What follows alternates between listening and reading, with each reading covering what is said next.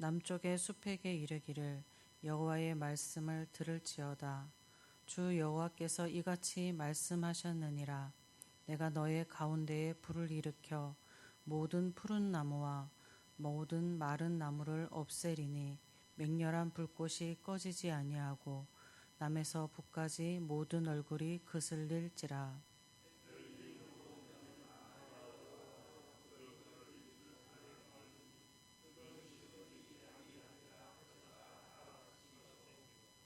내가 이르되 아하 주 여호와여, 그들이 나를 가켜 말하기를 그는 비유로 말하는 자가 아니냐 하나이다 하니라. 아멘. 오늘 본문에서도 하나님께서 이스라엘에게 임하여 계속하여 심판의 예언을 하게 하십니다. 46절에서 심판의 예언을 하면서 3번 남이라는 방향을 제시합니다. 여기에서 남은 바벨론 남쪽에 있는 남유다를 상징하는 표현으로 해석할 수 있습니다.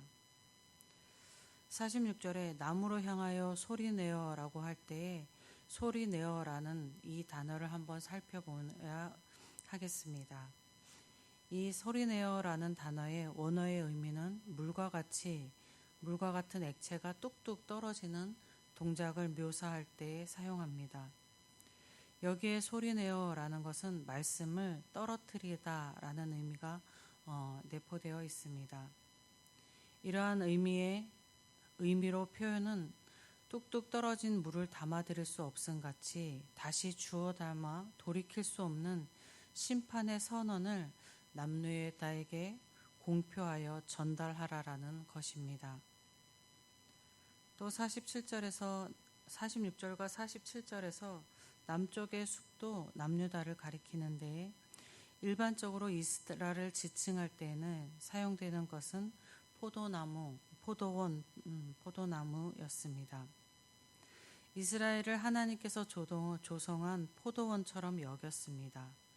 그리고 백성들을 포도원의 나무다라고 표현하였는데, 그런데 오늘 본문에서는 이스라엘을 숲으로 비유하고 있습니다. 숲 하면은 뭔가 늘 푸르고 뭔가 좋은 이미지를 가지게 합니다. 그러나 오늘 여기 본문에서의 숲은 잎이 무성하고 잡목이 가득해 숲으로는 사람에게 유용한 열매가 맺을 수 없어서 사람이 어떤 열매도 기대할 수 없는 나무들이 가득한 곳을 나타내는 것입니다. 이 숲은 때가 되면 포도 열매를 맺는 포도나무가 가득한 포도원과는 아주 상반된 이미지를 가지고 있는 것입니다. 숲은 이스라엘이 하나님을 배반하고 하나님의 백성으로서 정체성을 상실하고 이방 나라처럼 되어 하나님 앞에 아무런 열매도 맺지 못하게 된 무가치한 존재가 되었음을 암묵적으로 나타냅니다. 하나님의 백성 이스라엘이 하나님에 대한 신앙을 저버림으로 신앙의 열매를 맺지 못하는 자들이 되었음입니다. 하나님을 믿는 사람에게는 신앙의 열매가 맺히게 됩니다. 신앙의 열매를 바울은 갈라디아서 5장에서 성령의 열매로 사랑과 희락과 화평과 오래 참음과 자비와 양성과 충성과 온유와 절제라고 하였습니다. 하나님의 백성들에게는 이러한 하나님의 선의 열매가 맺히게 되어 있습니다. 그럴 수밖에 없는 것은 하나님의 뜻이 그 안에 있고 오늘날에는 성령께서 그 안에 있는데 어떻게 하나님의 선의 열매가 맺히지 않을 수 있겠습니까? 열매 중에 맺히자마자 바로 완숙된 열매로 자라는 것은 없습니다. 어떤 열매는 작은 씨앗같이 맺혀져서 점점 자라 완숙된 열매로 자랍니다. 또 어떤 나무든 심자마자 열매를 맺는 나무도 없습니다. 심겨진 나무가 열매를 맺기까지 자라는 데는 시간이 필요합니다.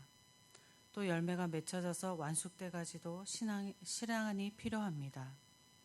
이와 같이 신앙인도 하나님을 알게 되고 믿게 되었을 때 그 신앙의 열매가 맺히는 데에 시간이 필요하고 그 맺힌 열매가 성숙되어 완숙되어지는 데에 시간이 필요합니다.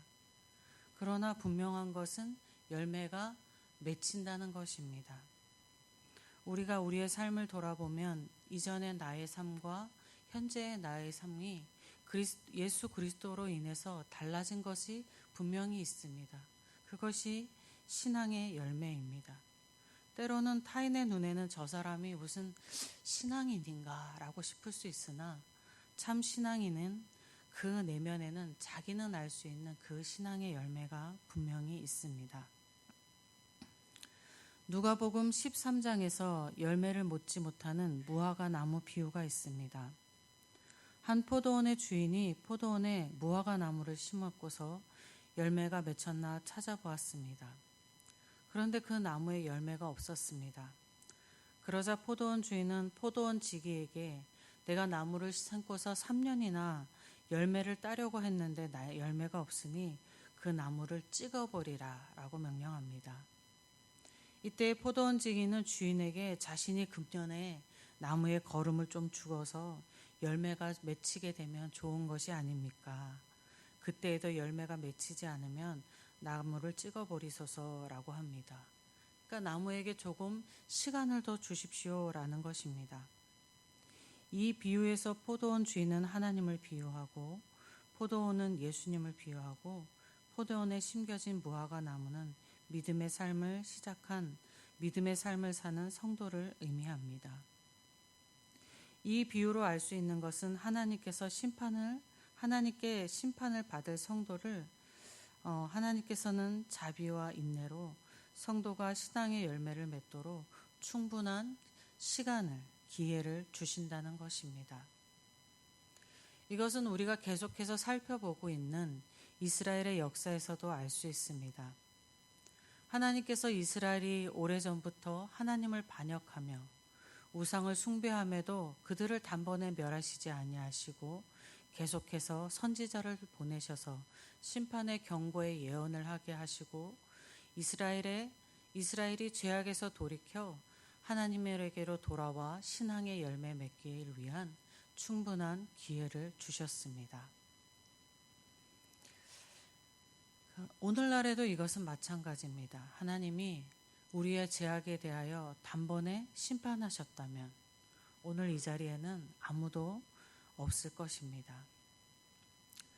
그 나무가 무슨 나무인지 알 수 있는 것은 열매로 알 수 있다는 것을 우리는 알고 있습니다. 사과가 달리면 사과나무요, 포도가 달리면 포도나무입니다. 이스라엘이 하나님의 백성으로서 열매가 없었기 때문에 그들을 봤을 때 그들이 우상 숭배자인지 하나님의 백성인지 알 수 없었습니다. 오늘날의 그리스도인이 단순히 교회에 다닌다고 해서 참 성도임을 알 수 있는 것이 아니라 그에게 맺혀진 신앙의 열매로서 그가 예수님과 연결되어 있는 참 성도임을 알 수 있습니다. 하나님께서는 오늘날의 그리스도인에게도 신앙의 열매를 맺도록 충분한 기회를 주고 계십니다. 포도원 지기가 나무에 거름을 주듯 교회 공동체의 예배를 통해서 성경을 통해서 기도의 시간들을 통해서 신앙의 열매를 맺도록 은혜를 주고 계십니다. 여러분께 주님의 은혜 안에서 참 신앙의 열매가 많이 맺히시고 그 열매로 하나님의 자녀임을 증명하시는 놀라운 은혜들이 여러분에게 많이 있기를 주님의 이름으로 축복드립니다. 아버지 하나님 감사합니다. 교만이 하늘을 찌른다고 우리는 얼마나 교만한지 모르겠습니다. 날마다 내가 의로운 줄 알고 날마다 내 의로 사는 것 같이 착각할 때가 얼마나 많은지 모르겠습니다. 그런데 하나님께서 우리가 지금 살고 있는 것은 하나님이 자비로우심과 인내하심으로 우리에게 많은 기회를 주고 계신 것이며 우리 주 예수 그리스도께서 우리에게 성장을 위해서 우리가 신앙의 열매를 맺도록 걸음을 주시고 계시고 있는 것임을 다시금 돌아봅니다. 하나님 겸손히 주님의 은혜 앞에서 무릎 꿇고 하나님 앞에 나아감으로 우리에게 많은 신앙의 열매가 맺혀 하나님의 백성임을 증거하는 우리 모두가 되게 하여 주시옵소서. 하나님께서 주시는 날마다의 은혜를 날마다 되새기며 그 은혜에 살아가는 놀라운 우리의 영광된 삶을 다시금 돌아봐 하나님 오늘 하루도 하나님의 은혜 안에서 하나님의 영광 안에서 살아가는 저희 모두 되게 하여 주시옵소서. 모든 것 하나님께 감사드리며 우리 주 예수 그리스도의 이름으로 기도드립니다. 아멘. 하늘에 계신 우리 아버지, 아버지의 이름을 거룩하게 하시며 아버지의 나라가 오게 하시며 아버지의 뜻이 하늘에서와 같이 땅에서도 이루어지게 하소서. 오늘 우리에게 일용할 양식을 주시고 우리가 우리에게 잘못한 사람을 용서하여 준 것 같이 우리 죄를 용서하여 주시고 우리를 시험에 빠지지 않게 하시고 악에서 구하소서. 나라와 권능과 영광이 영원히 아버지의 것입니다. 아멘. 이 시간 기도하실 때에 우리 예천교회를 위해서 기도하시면서 유인 목사님을 비롯한 모든 사역자를 위해서 기도하시고 환우들과 또 삶의 어려운 가운데 있는 성도들을 위해서 기도하시고 우리 다음 세대를 위해서 기도하시고 예천 지역과 나라를 위해서 기도하시고 우리 복음 전하는 선교지마다 하나님의 놀라운 은혜가 있기를 선교사들에게 님들에게 성령의 능력이 있기를 기도하겠습니다. 그리고 각자 가지고 오신 기도 제목 가지고 기도하실 때에 주님의 이름 한번 부르고 함께 기도하겠습니다. 주여